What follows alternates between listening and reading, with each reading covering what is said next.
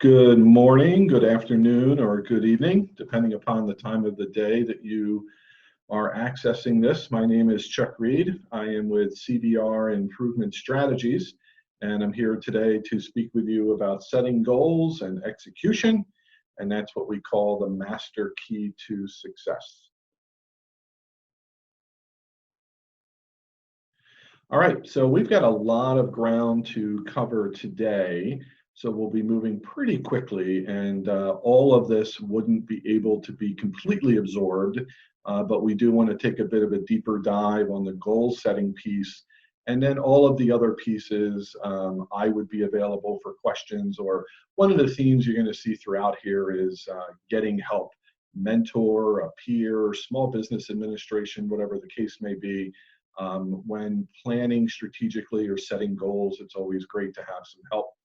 One of the first things I want to talk to you about is the 3 roles of a business owner, and this provides a mental reference point for folks. It's one of the things that I speak to my clients about.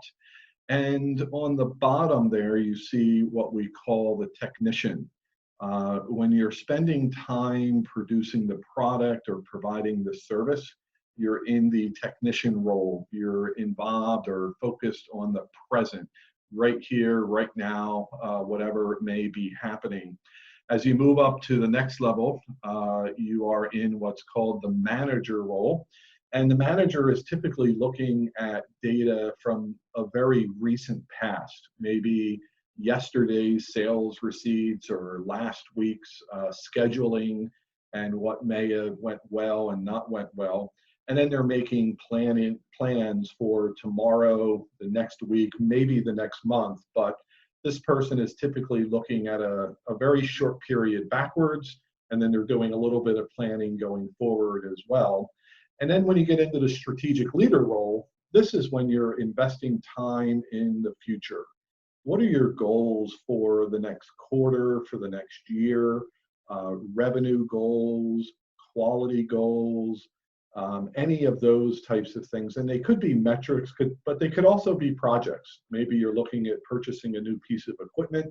Maybe you're looking at purchasing a new piece of real estate, whatever the case may be.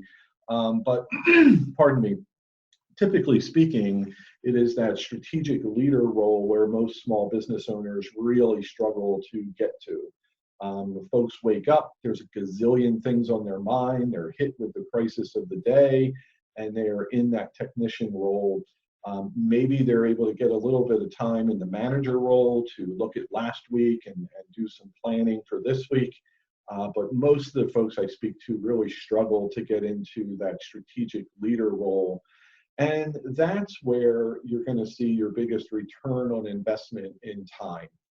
That is where you can set plans, pardon me, where you can establish goals, and then start putting some action plans together aligned with those goals.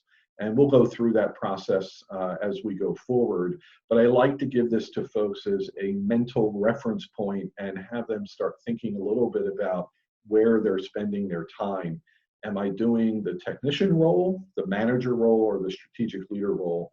And to the extent possible, we want to try to get the owner or the leader devoting the correct amount of time into that strategic leadership role. So the next slide here talks about the 5 crucial questions for strategic planning. And the first one at the top there is, who are we? When we go through that stage of strategic planning, we're going to be looking at vision, mission, as well as values. Then as we move into where are we now, we're going to be looking at key performance indicators, the numbers that mean the most to your business, as well as a SWOT analysis, strengths, weaknesses, opportunities, and threats. And then where are we going is where you're going to be setting the goals, the things that you want to accomplish in the next quarter, year, 2 years, 3 years, whatever the case may be.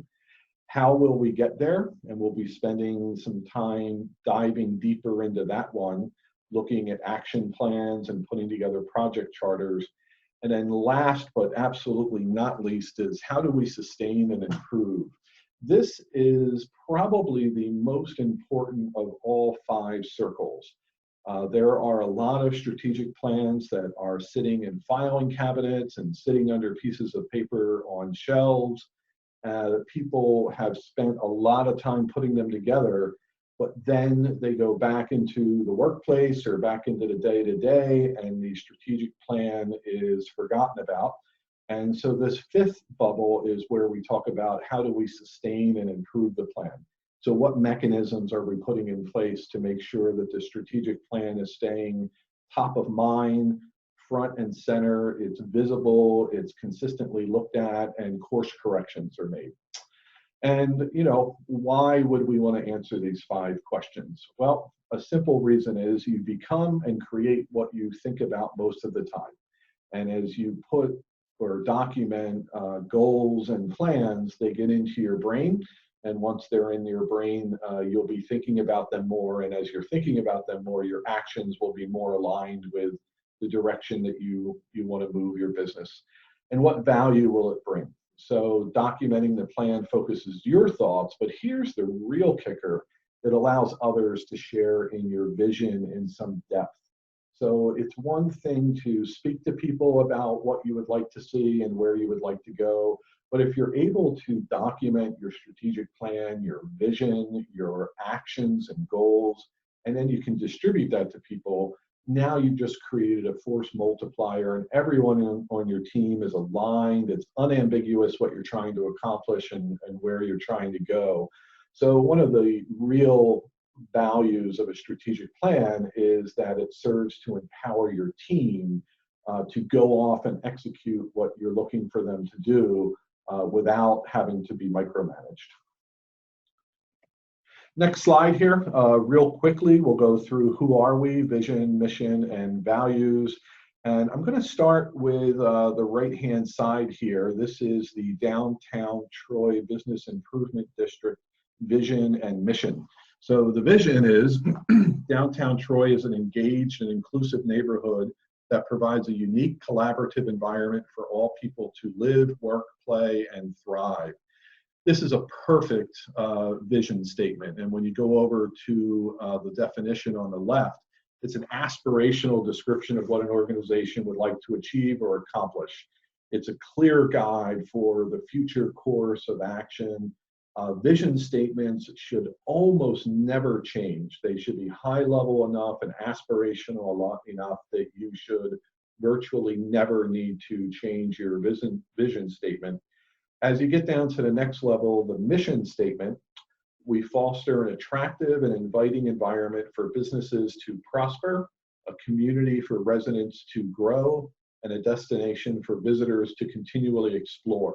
We do this through business development and retention programs, public service and beautification, marketing and tourism, and special events.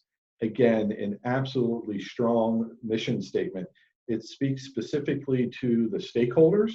So it speaks about businesses, residents, and visitors. And then it speaks specifically to how they fulfill their mission. Business development and retention, public service and beautification, marketing and tourism, and special events. So really strong mission statement. And when we look at the definition, it speaks about a written declaration of an organization's core purpose. And it clearly defines what the organization will do and how they will do it. A mission statement rarely, but can change at times. So perhaps there's another stakeholder that would be added in addition to businesses, residents, and visitors. Perhaps there's another stakeholder, off the top of my head, governmental agencies or something like that, if they wanted to bring in a different stakeholder, or maybe they want to fulfill the mission in a different way. They're doing business development and retention programs today, and maybe they want to add some other service like something along the marketing side or somewhere along there. But you can see that there's pieces that might be able to change in terms of the stakeholders and how they fulfill the mission. So pretty solid and in concrete, but definitely something that is open to change as they go along their mission. And then values are very specific to every organization, things like mutual respect and integrity. And these are guiding principles for every decision that an organization is going to make. And values are something that can really drive a culture. So lots of organizations have values on their website. Maybe they printed them out and put them on the wall. But one of the most powerful ways to drive a culture through values is to use it in everyday speech. When you're coaching an employee, make sure you're calling out the standard, which is a value. And if there's some behavior or action that wasn't consistent with that value, just consistently reinforce the value. And when you bring that into the everyday speech and everyday work of the organization, that's where you really start to drive a culture that's defined by their values. The next piece of the puzzle, or crucial question, is where are we now? It's here that we talk about key performance indicators. And this is a quote many people may have heard: "What's measured improves." That's by Peter Drucker. And what are KPIs? They're simply the numbers that you care about the most. They're the ones that you want to track. And having some information out there is really important for yourself and for your team. Are we winning? Are we losing? Do we need to course correct? Can we stay the course that we're on? And what happens with a lack of information is that employees tend to make up their own narratives. So if they aren't provided information of how the company's doing, they will often interpret things on their own. That's where you get the rumor mill going. And unfortunately, most people, when that happens, it's not rainbows and unicorns. It's usually some kind of negative narrative that comes into their mind in terms of how the organization is performing. So a lack of information and transparency around KPIs can have a real demoralizing effect on the culture and the employees if they don't know what's going on. On the flip side, pardon me, too much information can be just as ineffective. There's a big difference between data and information. Data is something that is typically a bunch of numbers, and they're great and can be interesting. But information is something that is useful and it's actionable. So if you have a goal that yesterday you wanted $5,000 in sales receipts and you're able to see that you hit 4,500, you now know that you didn't hit the standard, and you can speak a little bit about why that happened. And as you collect those reasons for quote unquote failure, you can start to see some patterns, and then you can start to put in some improvement actions to fix whatever may be causing those consistent failures. So KPIs is a big part of where we are now.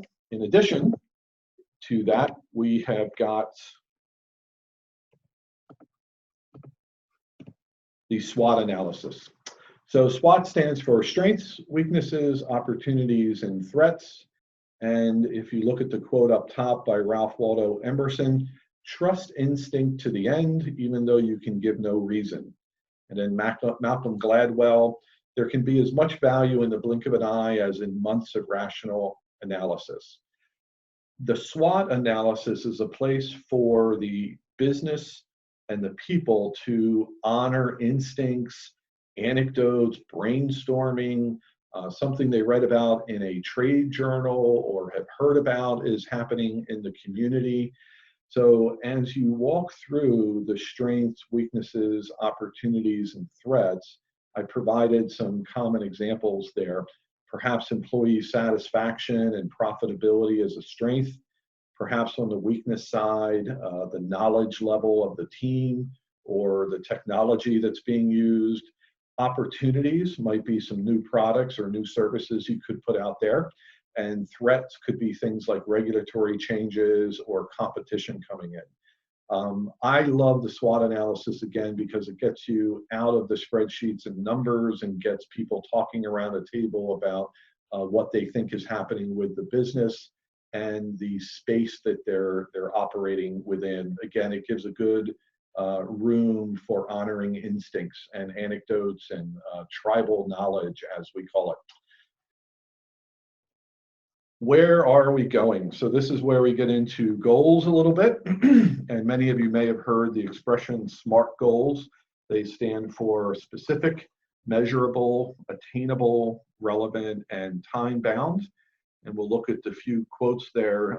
Zig Ziglar was a master salesman, and he says a goal properly set is halfway reached. And the second goal is your ability to set goals is the master skill of success. Goals unlock your positive mind and release ideas and energy for goal attainment. Without goals, you simply drift and flow on the currents of life. With goals, you fly like an arrow, straight and true to your target. That's Brian Tracy, a business guru, author, and speaker. And both of those quotes, I think, are pretty powerful. And what they're saying is that put a goal out there and you almost automatically start working towards it. You certainly need some infrastructure. You need visibility brought to it. You need alignment with your team members. You need some mechanisms so that you're consistently looking at where you are in relation to the goal and measuring your success. But it all starts with setting the goal. If you're walking into the business every day without any goals, the day-to-day work will sweep you up, and just like Brian Tracy just said, you simply drift and flow on the currents of life.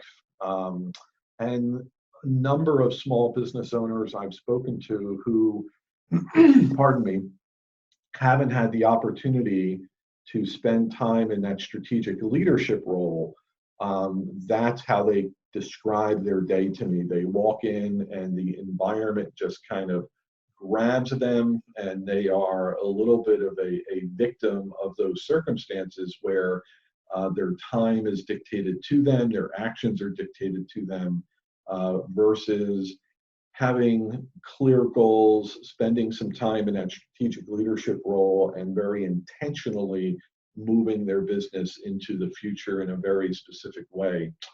So the very black and white, dry definition of a goal is an observable and measurable end result, having one or more objectives to be achieved within a more or less fixed time frame. A goal can be a number or an activity. It simply needs to be something you want to accomplish by a certain time. So at the end of the day, that's what a goal is. It's something that you want to accomplish. It could be a specific number, it could be an activity, but it's a goal. You've got a time attached to it. And then as we get into a little more detail with the action plans, we'll talk about how to bring some organization to that. And again, there's a section here where our goals leveraged, and we talk about if you've got visual displays in your business, in team meetings and one-on-ones, during organizational reviews. So those are all places where goals and the success or the performance in relation to the goal should be talked about so that they're kept top of mind and folks can continue to stay aligned. And the value of the goals is that it communicates and aligns the team on organizational direction. It guides decisions about where to spend time, energy, and money, tells us if we're winning or losing. In any small business, there are a million different decisions to make and a million different ideas that are flying around. And sometimes, you start down one path and you stop, and you start another path and you stop. And what having clear goals does is allow you to very singularly focus and be organized around a direction. And as these ideas and other opportunities pop up, you don't ignore them, but you don't reactively chase them either. You put them to the side, and when the time is proper, when you're spending some time in that strategic leadership role, you look at these ideas and opportunities, and you very intentionally start planning them and deciding what you will take advantage of and when you will take advantage of them. Many of the small business owners I talk to, they have a lot of different improvement ideas in flight They're in varying degrees of success. Some of them have been going on for a long time, but setting goals and putting an infrastructure around it, it allows you to accomplish more faster. You may actually have less on your plate at one time, but you'll get those things done. You'll get them done faster, and then you can grab the next set of things and do those as well. So the next slide is just a hypothetical scorecard for XYZ. Some hypothetical business goals. We looked across the top at 2019, 2020, 2021, and 2022. Down the left-hand side are some pretty standard business metrics: customer satisfaction, culture, financials, marketing, sales, call center performance, and then a couple more transactional type things, not necessarily driven by metrics, but equipment and real estate. And as you go across from 2019 into 20, 21, 22, you can see, in each case, this business is challenging themselves. They're in a bit of a growth mindset and looking to improve all of those metrics as they go across those years. Obviously, this is the easy part. You sit down and you just put a bunch of numbers on a piece of paper. That can be the fun part. Some of that is science and some of that is art. The science comes in where, if you've got financials of 2 million in 2019 and you want to be at 2.25 in 2020, perhaps you know that a new client is coming on and you're going to have a 95% retention rate. So you know that 2.25 is going to be hit in 2020. But perhaps something like marketing, where you're generating 7,000 leads, and in 2020 you want to generate 8,000. Perhaps you know how to get there and perhaps not. But you will want to then rally around and put some plans together so that it's not just a guess, and you start putting some actions towards that, and some level of confidence that those 8,000 leads can be achieved in 2020. And the next thing we're going to talk about is a little bit of that organization and discipline. So this was the fun part. Sit down and dream and think about how much growth your business could obtain, and the improvements that they could make. And then the next piece is, that's the hard part, the execution, where we start actually digging in and doing the work. And how do we get there? That is the fourth crucial question. So action plans. Over on the left or the right is a quote: "A goal without a plan is just a wish." And then, where would the actions plans be leveraged?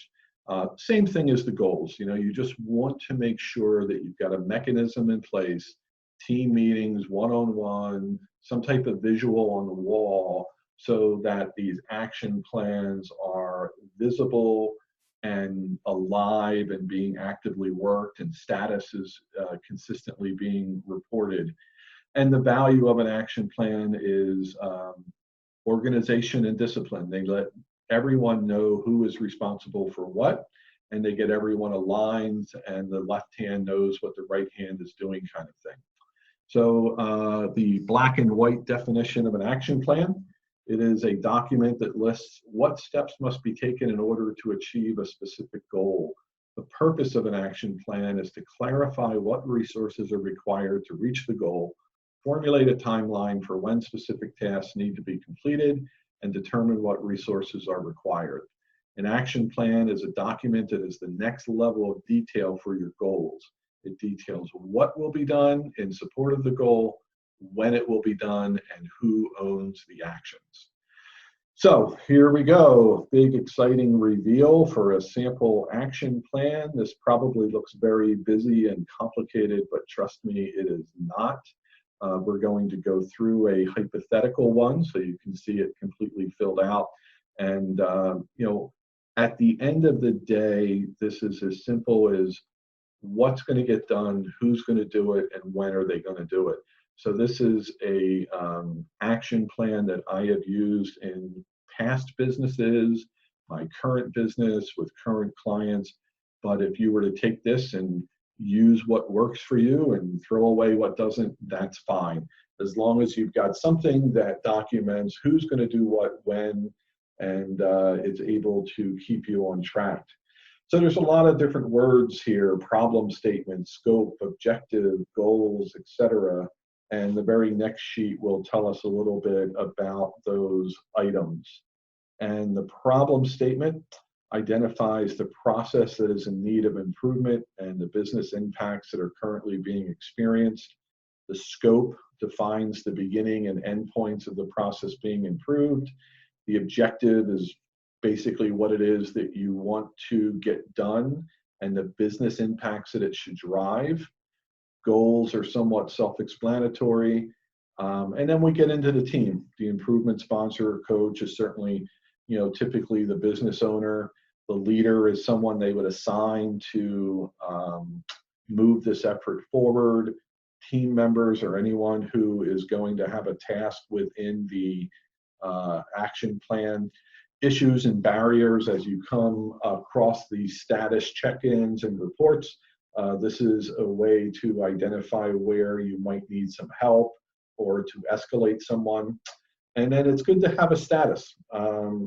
Green, everything is in line, everything is planned to be met. Yellow, an action, timeline, or benefit might be at risk. And then red, an action, timeline, or benefit cannot be met.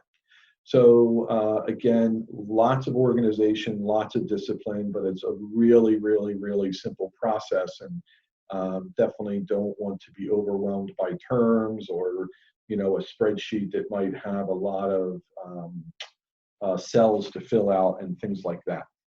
So we're going to hop over to our hypothetical action plan now,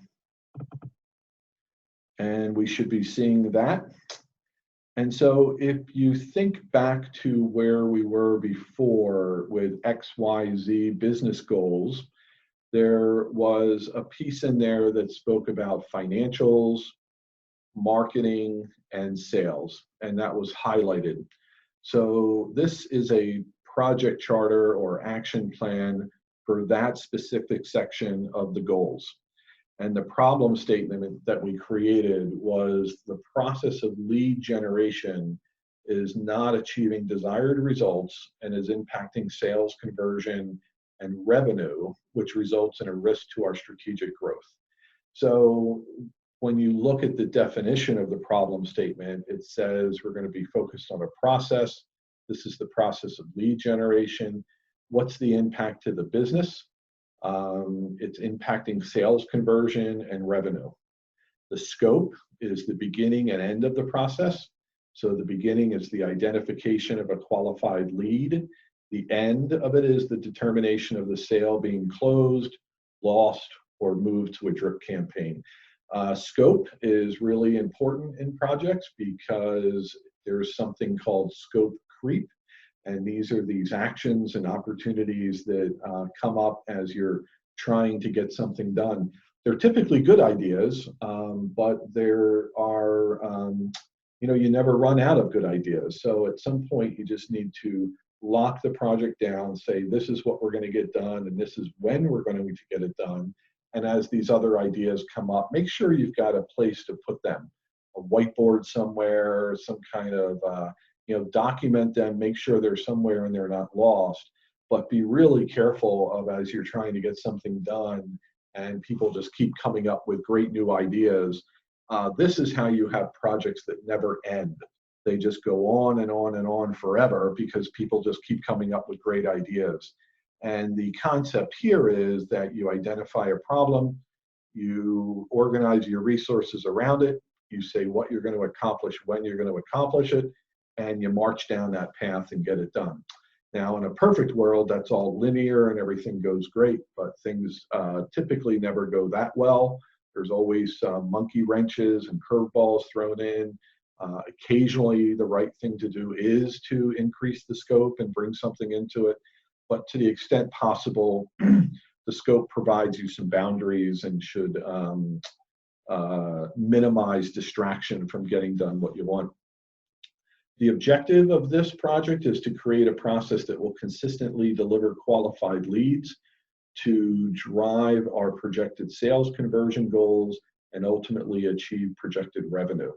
So the problem statement, scope, and objective are very well related. In the problem statement, it talks about the process of lead generation, sales conversion, revenue, and then the objective is using those same terms because those are the problems that we want to solve. So obviously, whatever the objective is, needs to have those problems being solved in there. The goals that we got, we took right off of the XYZ business goals sheet. Qualified leads in 2019 was 7,000. In 2020, we want it to be 8,000. Sales conversion 25%, moved to 30%. Revenue 2 million, move that to 2.25 million. And then we've got our team down here. There we go. The sponsor is Susan Peart, leader Jeff Townsend. Members are Cindy Squire, Roger Springsteen, and Jill Waters. And for the rock and roll fans in the audience, each one of those last names should be familiar to you. And then below that is the status, which right now is green. And as we go up top and we start looking at the actions that were put in place, we're going to start with a project kickoff with the team that Susan will lead. She'll do it the week of January 10th. Create a scorecard and process to track the progress. Cindy has grabbed that. She'll complete that the week of January 17th. Jeff will be defining and documenting what a qualified lead is, also during the week of January 17th. And then there's strategies that Jeff and the team will be working on for LinkedIn, Facebook, networking, strategic alliances. You can see that they've all got 2 weeks to complete creating those strategies. And then when we get down here, there are marketing materials that need to be reviewed and updated. Those will also go over the course of 2 weeks. You can see here the week of February 7th and February 14th. And then execute the strategies, right? So that's right here. And Jeff and team would be doing that. Goes over the course of 3 weeks. But obviously something like this is going to take a lot longer than that. So we've got 2 items here. Number 1 is the weekly status reports, and the second one is monthly process improvements. So these are really key, right? So as we're executing the strategies on a weekly basis, the team would be stopping, seeing how well those strategies are being executed, the results from them, and then they can make tweaks and improvements as they go along. So this is obviously something that over the course of 2020, the team would be doing. All of the effort in the beginning with starting with the kickoff and all of these other items are all the pre-work. And then these 2 or the 3 pieces at the end, the executing strategies, the status reports, and the improvements, that would allow the team to continue to keep this project front and center, would continue to allow them to look at performance in relation to the goal, and also would allow them to continue to make improvements to the processes and strategies that they've created so that they can achieve their goal of 8,000 leads in 2020. And there's even another level that you could take this to. So Cindy's got a to-do here to create a scorecard and a process to track progress. And if you look at the next tab, if she wanted to break that down even more, she could look at her deliverables. She wants to create a scorecard, a process, get consensus on both of those things from the team. She doesn't want to do that unilaterally. She wants to establish some recurring meetings and then an agenda for those meetings as well. And she's given herself a week to get this done.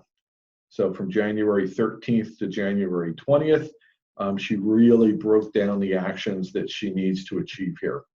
Align with Jeff, who is the leader of the initiative, on what wants to be tracked, send a meeting invite out to the team, create a scorecard in Excel, get that out to the team, put a process together that will keep everybody aligned, distribute the scorecard and process, get the feedback that folks are getting from those things, and then get off into the, hold a sign-off meeting and gain consensus and set up the meetings. So that's what she was asked to do. She was asked to put a scorecard together and put a process in place so that the team could get a status on things and also course correct as needed. So that's a very low level of detail there in terms of someone needing to get something done in a brief amount of time, just a week, but breaking out those specific actions that she would need to complete. And so back to the project charter, just to show you here, create scorecard and process to track progress. That was Cindy, and we just went through that next level of detail there. Again, this may look like a lot of work, and not all of these pieces need to be used. At the end of the day, the most important thing is to have a goal, have actions aligned with that goal, know who's responsible for what and when they're going to get it done, and then have some mechanisms in place to learn the status of people's efforts. I'm on track, I'm not on track, whatever the case may be. So we can make this as complicated as we want, but it's actually, boils down to just as simple as who's going to do what and when, and having something in place so that conversation happens with some frequency. And we're going to pop back real quick to the slideshow. And the last slide is the last question.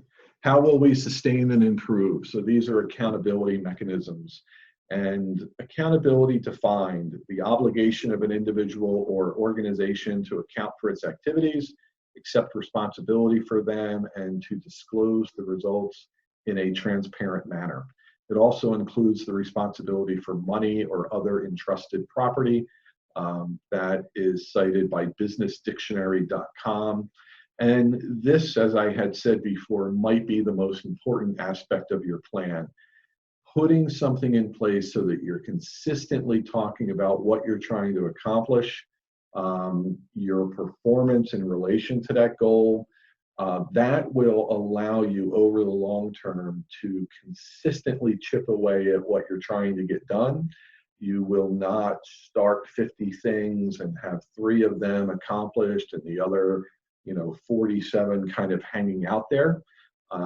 This will allow you to be focused, set the goals, deal with the day-to-day business for sure, but be very intentional about working towards those goals. But it's this accountability mechanism that will allow you to stay on track. It'll never be perfect. You'll miss timelines. You will maybe go over budget. Lots of problems will be encountered. But as long as you've got these accountability mechanisms in place, you will always be making forward progress. A quote on the side there: a body of persons holding themselves accountable to nobody ought not be trusted by anybody. And that's Thomas Paine, one of our founding fathers, I guess we could call him, the author of Common Sense. But it makes sense. We all need people to hold us accountable. Science, white papers, tons of information is out there that when you have an accountability partner or some mechanism in place, you will be more successful achieving the goals that you want to achieve. And the value of the accountability mechanisms, I think we talked quite a bit about already. The other thing, it certainly sustains the plan and brings it to life. Without these accountability mechanisms, the plan won't really be alive. It'll cease to exist. The benefits that you're hoping for, there will be significant risk whether they will be realized or not. But another really great opportunity is the fact that you can coach and teach there. Team building occurs there, problem solving, the need to course correct. But when you are consistently looking at a goal, the performance in relation to that goal, and let's say it's not being achieved, it's just a great opportunity for a leader or an owner to provide some coaching and guidance to their team. And, here is an example of what an accountability mechanism could look like. It's as simple as who will meet and talk. It's the leadership team. When will they meet and talk? The third Tuesday of every month. What will they talk about? Performance and culture. What documents will be used? The strategic plan, balanced scorecard, action plan should be part of that. What actions will be taken as a result? There could be some teaching or coaching. There could be adjustments to plan. You might identify some improvement opportunities as well. So again, lots of words. Maybe it sounds a little complicated, but at the end of the day, it's a group of people coming together to talk with a consistent frequency about consistent topics. So in this case, it's the leadership team, third Tuesday of every month, talking about performance and culture. They know what documents they need and what's going to be happening there. So that's really what an accountability mechanism is. Who's getting together to talk about what, and what documents are they going to use? So that is pretty much the gist of strategic planning, goal setting, and action plans. All of these documents will be available to be downloaded. In addition, I can always be reached out to. I can be reached at chuck.cbris@gmail.com, or you could go to my website, which is cbrimprovementstrategies.com, or as Katie and Nicole and the team here are setting up the Envision 2021 pieces of the puzzle, there'll be blogs and there'll be other places to interact as well. So I hope you guys have found this helpful. Again, I know it's probably a ton of information, and my advice is two things. Number one, keep it simple, and number two, get some help. That could be a coach, a consultant, it could be a peer, it could be someone from the bid, someone from the chamber, whatever the case may be, but keep it simple and get some help. And I think if you follow this outline of planning and goal setting and action plans and really stay organized and disciplined to it, you're going to find that you're going to be able to achieve more than you ever have, and your organization is going to be able to move faster than it has before as well. Thank you very much for your time.